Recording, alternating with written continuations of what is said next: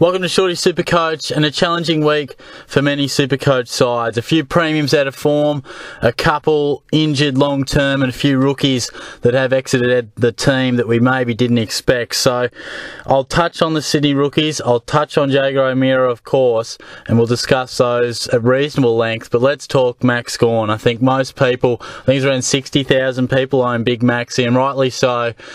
He is, of course, out with that hamstring. It's worse than first expected. He'll have surgery, and he already has, I believe. He'll miss at least 12, 14 weeks, I think. So he must go. The question is for who?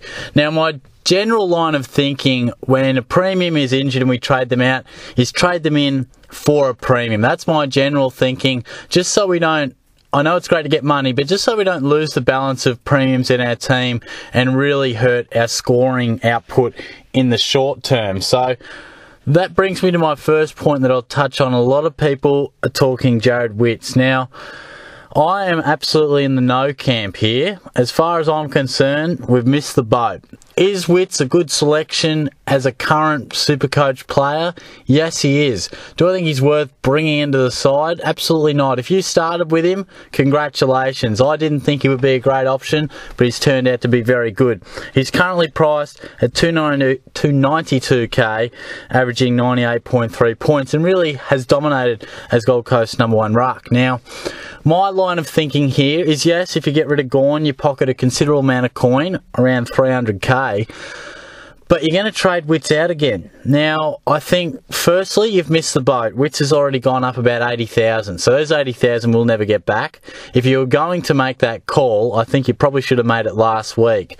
A lot of people may have brought in Bruce. It would have been a Bruce v Witts decision. If you went Bruce, then let's not go chasing Witts here.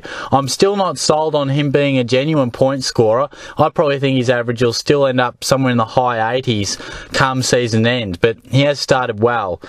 So firstly, you've missed that initial price rise. You've missed the boat in that regard.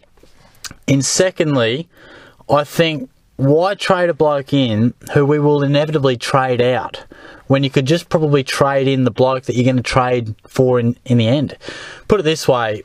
Say we're viewing the top two ruckmen as Steph Martin and Brodie Grundy now. Why would you trade down to Witts to get Steph Martin or Brodie Grundy in a month or 5 weeks? Now, of course, you'll say, oh, shorty, because I can save so much coin, I pocket 300k and then Witts will go up and it makes it so much easier. Look, I understand that, and that's a reasonable line of thinking, but let's be clear that Witts is far from a premium. Yes, he's averaging 98, but worst case scenario, you could get a bloke who averages around 80, 85-ish, and slowly works his way up while you're missing out on Steph Martin and Brodie Grundy scoring huge points. If you do trade in Witts, then let's hope that he does continue this great scoring. But I personally feel that you should just go Gawn out for Steph Martin or Grundy. Now, they seem to be the clear two players at the moment in the ruck. Of course, Goldstein is letting us down big time. I'll touch on him in a moment. So Martin is priced at 516, averaging a 116, and has really gotten back to some of his top form since, last year wasn't his best season, shared it at times, but he's fantastic at the moment. Brodie Grundy, 528k, averaging 107. They seem to be the two clear guys that people are going to talk about and look at. So I personally think just cut your losses. We've identified now who probably the top 2 to 3 ruckmen will be, and I think we should get them in. Now, I know that people will say, look, Witts can rise to 400, and then maybe I can pick off Grundy or Martin for 480 or something at some stage, or 500. It's only 100k, but I guess I just really value trades, and I really do feel that if you can just get in the bloke already, and the fact that I'm not fully sold on him as a scorer, it could cost you 25 points a week as well in the meantime. That's my line of thinking. So what do you do with Gawn? In my opinion, you keep it simple. Premium for a premium. You'll save 70 odd K anyway, but I think just keep it simple. Don't bug around. You've missed the boat on Witts as far as I'm concerned. I really do feel that ship has sailed. Yes, it's still a relatively appealing ship, but I really think if we were going to board it, it would have been last week. And yes, we've missed it, and we could talk ourselves into it still being good, but personally, I just think bite the bullet. Didn't pull the trigger last week. You missed the boat. Get a premium in. It'll save you a bit of headache. So that's the conversation there. As far as Goldstein goes, I would also trade him out. Who would have thought Gawn and Goldstein 3 or 4 months ago would be blokes who would be getting rid of our side so early? Of course, Gawn, you can't help he got injured, but Goldstein is sharing the ruck significantly with Bruce. I think he's playing forward nearly 40% of the time, which is about 30% up from what he normally does. He's normally a 90% ruck, 6 or 7% forward, and resting very sparingly on the bench. So it's clear how the Roos are going to manage Goldstein. It's not going to be as the number 1 ruck. And Bruce, as he continues to develop at a rapid rate, they're going to nurture that and develop that and encourage that as much as they can. So, look, it hurts, but I think we've just got to get rid of him. And I guess if you were dealt with the horrible position of Gawn and Goldstein in your rucks, then that's when Witts probably would come into the conversation. You probably would go down to Steph Martin or a Grundy, and then I could understand why you would try and pocket some cash and maybe get to one of those guys later. But if it's just one, I really think keep it nice and simple. So, also touching on a few guys that have left with the sides. Brett Eddy out, Jake Barrett out, Ryder suspended, Durden dropped, Tim Smith dropped, Tay Miles dropped. Jaeger O'Meara is out with that knee. Now, I've copped a bit of flack for Dangerfield not picking him, and I'll wear that. I've got a couple of choices wrong, there's no doubt about that. But Gawn and O'Meara, who I also cop flack for, I've gotten that spot on. So people will argue that, oh, Gawn's just luck that he got injured, but that's all part of the consideration. I made it clear in my video that he was still a massive injury concern, and it played out that way. As was the case with O'Meara, I also didn't feel that he could produce enormous numbers. Both were correct. So just a little pat on the back for Shorty there, because he copped a little bit of flack, and I'll wear it. I got Dangerfield wrong. It was a risk I took, and I got it wrong, and I've got a couple others wrong. Caddy wrong. Don't get me wrong there. That's for sure. But I've gotten a couple right. So certainly outlining that. But what do we do with O'Meara? I won't talk too much on this because I think it's simple. David Swallow, if you don't have him, I could understand you're going in for him. Now, he's on the bubble. 88 and 117 are his scores. He's at 280.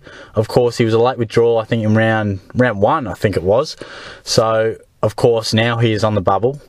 So I could understand that. You pocket, whatever it is, 80, 90k. I can't remember what O'Meara is priced at. But, he didn't go up a considerable amount of cash.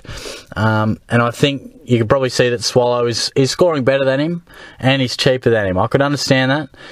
I would probably push for the more forward position and go, can you get a premium in? Because some people have a bit more cash available than others. I think if you can get a premium in, then I would. But if you don't, I think Swallow is probably the obvious one. So we're a bit fortunate there, because I think the fact that he missed round 1, David Swallow, has really worked in a lot of people's favour. It's given him 2 bites of the cherry there. So while it's disappointing O'Meara is out with a knock to the knee, was what was in brackets. Just right knee, boys. Gee whiz. Anyway, it's obviously not a big, extensive injury, but 1 week could turn into 2 quite easily for O'Meara. His scoring isn't great. He's not going to make you a stack of cash. His break-even's 58. Give him the boot. He must go. So my simple advice, probably David Swallow if you don't have the cash available to go up. But if you do have the cash and you're looking at maybe a Mark Murphy or something like that, I would probably encourage that a little bit more, because we thought O'Meara would be a guy to score us some good points. And look, Swallow may, but a little bit like Witts, he's probably not going to, well, he won't be. He's not going to be a top 10 mid, so eventually he will leave our side. So just weigh up the balance a little bit. You don't want to have too many guys that you're trading in that will be traded out. So I would absolutely say do not trade in Witts and Swallow. Do not do it. But I could understand under a certain scenario that you will get one. And I would certainly be encouraging David Swallow, given the circumstances that have arisen with O'Meara being out. So that would be my advice there. If you can go up, and of course it's all about scoring points at this stage of the year, then obviously it'd be good to get a point scorer in. So I think, but a lot of people will probably bring in Swallow. Just finally, I want to talk about the trio of young Sydney Swan players on the bubble. I speak of Robbie Fox, Will Hayward, Nick Newman. Now, of course, a lot of people, this is the real bugger with Gawn and now O'Meara. A lot of people may miss the boat on this these three guys. A lot of people probably brought in Newman last week, and fair enough, but there will be people like myself. I've avoided O'Meara and Gawn, thankfully, but there'll be people out there who are really dying for cash cows but can't get a hold of them. Nonetheless, I want to talk about each of them individually and just stress how important it is to make sure at this stage of the year that we not only get our on-field positions right, but position our cash cows in a way that we can see some real long-term cash generation, not just one or two or one on each line. Get a real bulk of players. If you missed them, and I must say I've missed a few, you know, I'll bring in Newman, I'll probably bring in Fox, I missed a couple others. Who else did I bring in? I can't remember, but anyway, there's been a couple that I thought I really needed to bring in, and that's what correctional trades are all about. Going through them individually, Robbie Fox, midfielder, 102k, mature age, I think he's about 23 or 24, break even of -62 with scores of 44 and 78 named on the bench for the Swans. I really like his long-term prospects, mature age, lays plenty of tackles. I think he fits the bill of something Longmire really likes. We think of Georgie Hewitt of last year, played a lot of games. I think we could see a similar sort of production from Fox. Just a mature age guy who plays his role in the side and gets a good go. Hayward, 121k in the forward line. -60 break even, scores of 82 and 50. Now, I'm probably leaning towards Fox.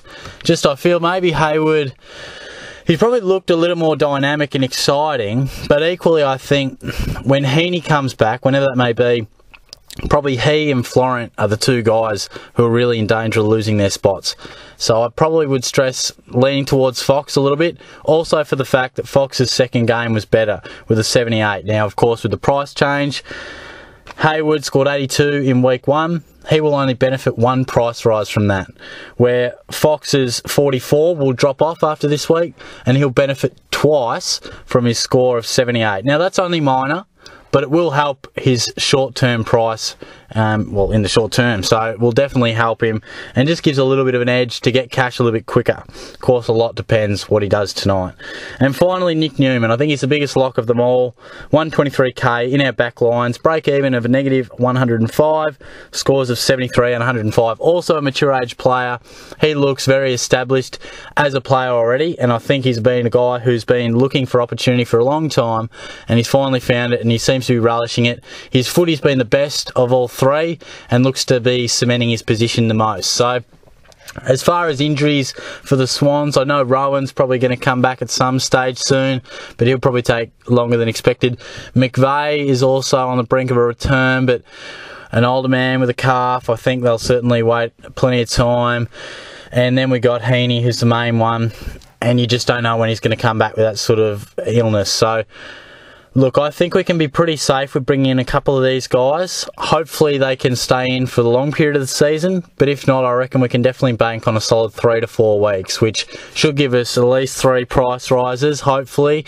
We'll obviously be expecting and hoping for more, but I think Newman will get more. Fox and Hayward will definitely be on the chopping block at times in the next month, so it really depends how their footy pans out. But I think if I'm ordering them, Newman's the must-have, then Fox just slightly edges out Hayward. So I think that's be where I'm going on that front. So yeah, that probably wraps it up. A lengthy one, but there was plenty to discuss. Of course, 6:25, didn't realise O'Meara was going to be out. All of a sudden he's out, brings another topic to discuss. So Gawn's the main one. I think Goldstein must go as well. O'Meara down to swallow or up to a premium, and I would definitely be looking to beef up your premium or your cash cows on the bench, I should say. Look to beef them up with a few of those young Swans. So hopefully this has gotten through prior to the bounce over at Subiaco. I'll be aiming to do so. All the best for your SuperCoach across the weekend, and a big weekend it is, Thursday to Monday. So stay tuned for my presser, which will be at some stage next week, probably Tuesday or Wednesday. So thanks for tuning in. If you haven't already, give it a subscribe, give me a comment. I'll eventually get round to it, hopefully. No guarantees, but I've probably summed up most of what people are asking in this video. So give it a like, give it a subscribe, and I'll catch you soon.